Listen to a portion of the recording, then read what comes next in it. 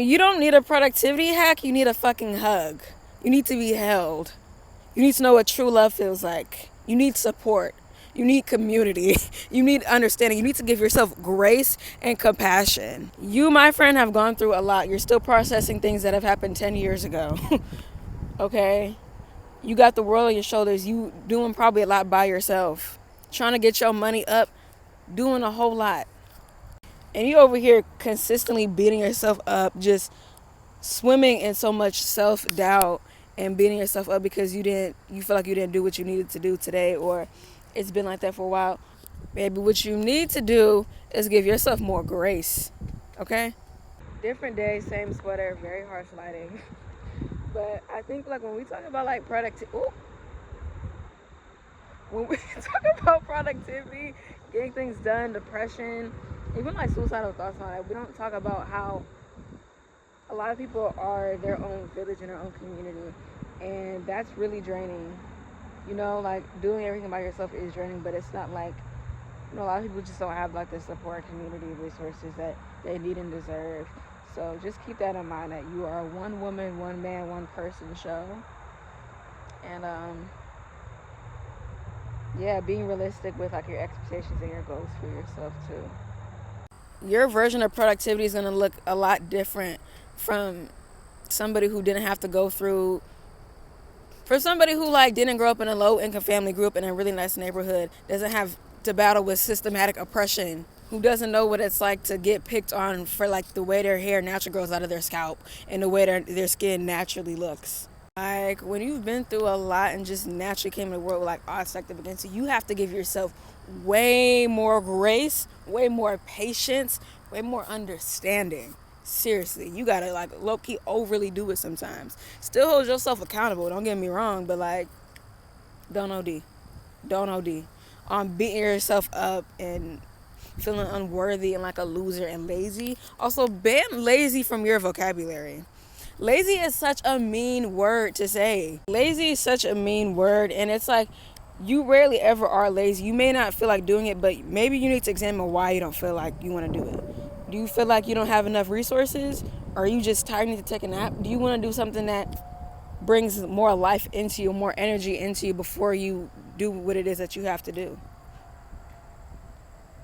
You really have to sit with yourself and just ask yourself, like, like what's the problem or whatever. Be more gracious to yourself before you start judging yourself.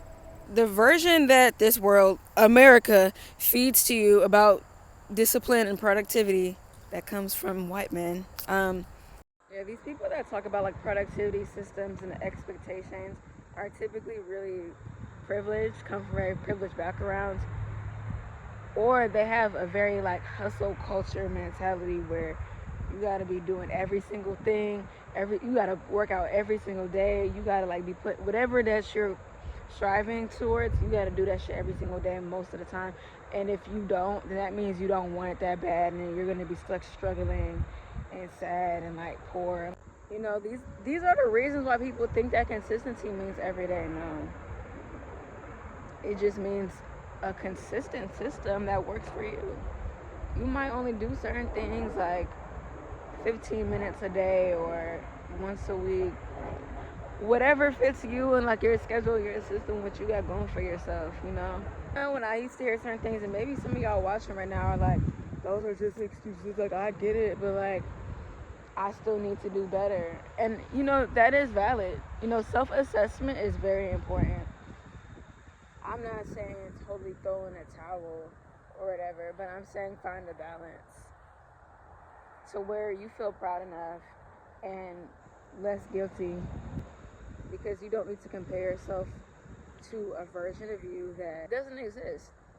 Because this version of me had like energy like 100% of the time, like always at like their best, at their peak energetically, so that they could do X, Y, and Z. And then I've also grown up with a lot of internalized shame and guilt for like not being somebody who other people wanted me to be, which I wouldn't be surprised if that had a part to play in it. But yeah, that's what I mean when I say like the version of you that doesn't exist. You can and will be very functional, capable, and responsible. However, comparing yourself to an imaginary version, that's not how you get there either.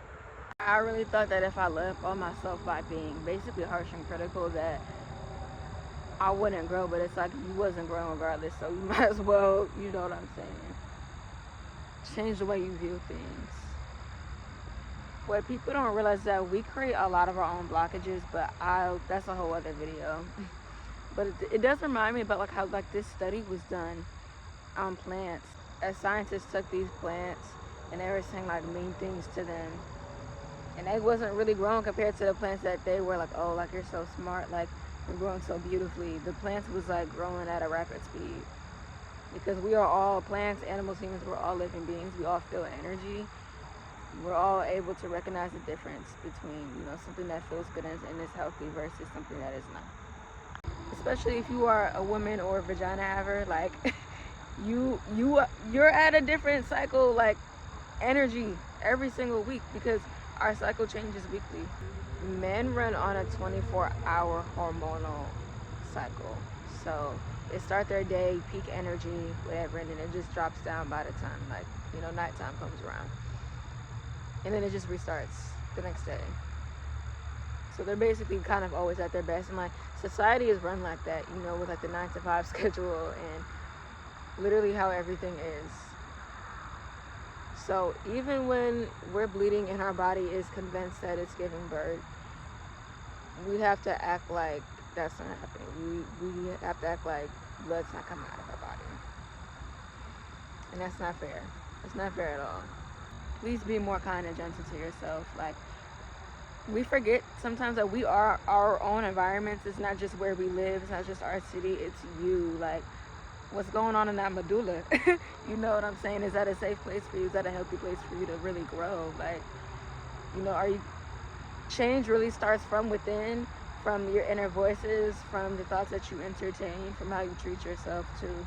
And it really just sets the tone for your life, you know. Definitely take some time to see like where that inner critic is coming from, and what voices, like, who told you those things? Who made you feel that way? And talk back to that, the way that you want to think.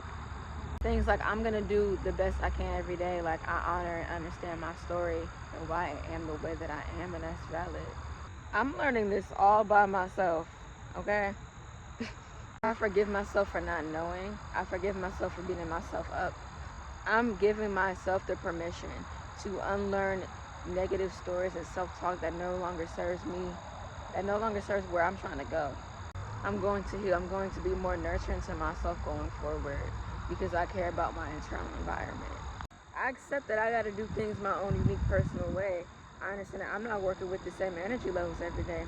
Going forward, I'm going to be more patient and gracious to myself, because I'm figuring this out by myself. I got to do things my own unique, personalized way. I'm learning this all by myself, okay?